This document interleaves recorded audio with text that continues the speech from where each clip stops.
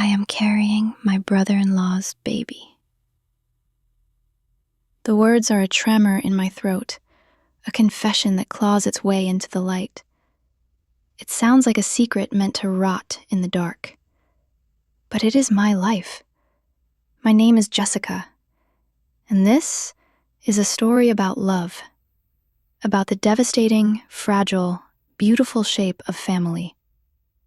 It is also a story about a line I almost crossed. My heart is a battlefield, and I need you to understand. Life was not always this complicated. Once it was a simple, sunlit dream. I married Mark, a man whose hands were carved from wood and hard work, but whose soul was pure, gentle earth. He built things, houses, tables, futures, and he built a dream with me. A dream painted in the soft yellow of a nursery wall, centered around an empty, handmade crib. Our dream had a heartbeat we ached to hear. We wanted a child. But dreams can be fragile. Time bled away, month after empty month. The silence in that yellow room grew loud, deafening, until a cold, sterile office and a doctor's flat, final words shattered our world. Mark cannot have children. The air was sucked from the room. I saw my husband, my strong, steady husband, crumble. That night, I held him as he wept, great heaving sobs of a man who believed he was broken, who believed he had failed me. The ache in my chest was for him, for us, for the ghost of a child we could never create. Then, his brother came, David. Where Mark was solid oak, David was summer lightning, charming, bright, effortless. He brought laughter back into our quiet, grieving house. One evening, over a simple meal, Mark, my brave, shattered Mark, made a request that would change everything. He asked his brother for the ultimate gift, for a child of our blood. Will you help us, David? The silence that followed was thicker than blood. I watched David's face, the shock, the calculation, the dawning, painful compassion. And he said yes. He said yes. The process was medical, cold, impersonal. But the result? The result was 2 pink lines on a plastic stick. Life. We were pregnant. Mark spun me in the kitchen, laughing through tears. For a few glorious months, the sun shone again. Hope was a living thing inside me. But money, reality, it has sharp edges. Mark began to work, and work, and work. He left before dawn, returned long after dark, his body heavy with exhaustion. Our home, our marriage, became a quiet, lonely space. I was alone with the kicking, growing secret in my womb. Alone until David started to visit. He brought groceries, fixed things, filled the silence with stories. He was there. One afternoon, he placed his warm hand on my swollen belly. The baby kicked. His eyes, they lit up with wonder. "Hello in there," he whispered. And in that quiet, intimate moment, something shifted. A dangerous, warm current sparked between us. He wasn't just my brother-in-law anymore. He was the biological father of my child. And I felt it. The world began to blur. Mark was a ghost in his own home, a shadow of fatigue and good intentions. David was the vivid, present color. He drove me to appointments. Nurses called him my husband. We didn't correct them. We talked about names, about futures. He suggested Leo, and I loved it. At night, I dreamed of a house by the sea, with David and our baby. I would wake, gasping, consumed by a guilt so profound it felt like sickness. I was betraying my husband in my heart, with the very man he trusted most. Then came the storm. The power died, plunging the house into a deep, fearful dark. Mark was stranded at work. I was alone and terrified. Until a knock. David stood in the doorway, soaked, holding candles. "I thought you might be scared," he said.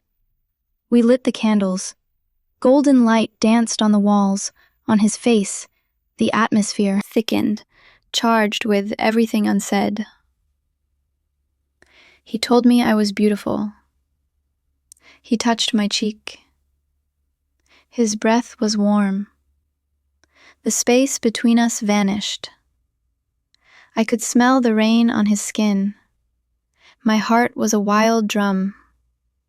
He leaned in. I closed my eyes. And the baby kicked, a fierce, undeniable jolt. Mark's baby, David's baby, our baby. My eyes flew open.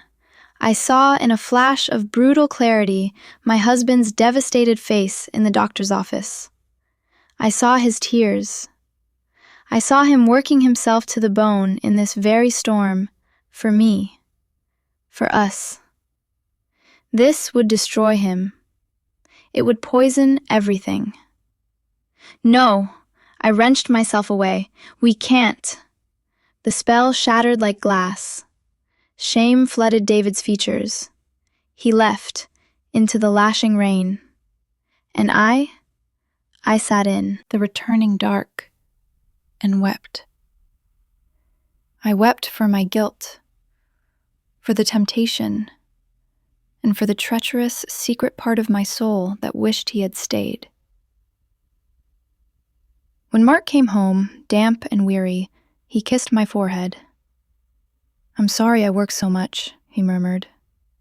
His love was not a lightning strike. It was the hearth fire, constant, warm, sustaining. I clung to him, my silent apology screaming in my veins. "I love you," I whispered, desperate for it to be the only truth. The final month was a torment of avoidance and longing. I shut David out.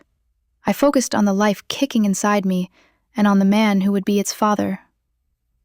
Then, the pain came. Ripping, monumental. At the hospital, Mark never left my side. He was my anchor, my compass. He whispered strength into my ear as I screamed. For hours he was everything. And when our son finally, violently entered the world, when that furious, beautiful cry pierced the air, Mark's face, oh, his face, it was pure, shattered worship. They placed the tiny, squalling being on my chest, Leo.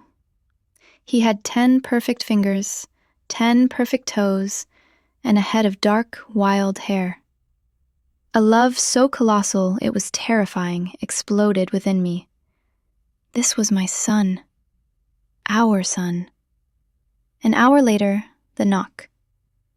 David stood there, holding a blue teddy bear, looking more vulnerable than I'd ever seen him. Mark beamed. "Come in, Uncle David." David approached the bed slowly, his eyes fixed on the tiny bundle in my arms. He reached out a tentative finger, and Leo's miniature hand curled around it. "Hi, Leo," David whispered, his voice breaking.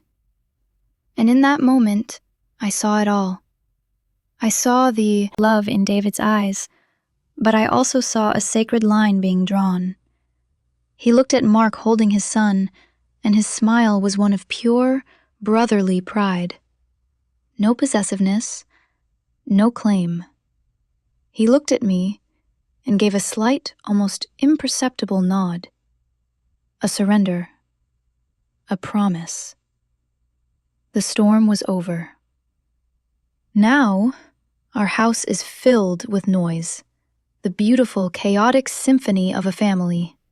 Mark is a natural father, changed, softer, present. David visits on Sundays. He is the fun uncle, throwing Leo in the air, making him shriek with joy. We are a tapestry, woven with threads of sacrifice, mistake, forgiveness, and a love that ultimately chose its true form. Sometimes, when I catch David's eye across the room as he plays with Leo, I remember the candlelight, the temptation, and I ask myself, what have I done? I have built a family. It was not a clean construction. It was messy and painful, and it nearly collapsed from the weight of a forbidden feeling. But in the crucible of that chaos, loyalty was tested, and it held. Love was refined, and it emerged stronger. Mark is my home.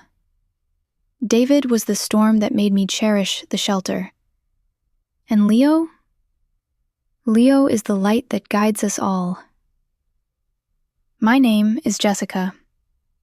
I carried my brother-in-law's baby, but I gave birth to my husband's son. And that is the only truth that will ever matter.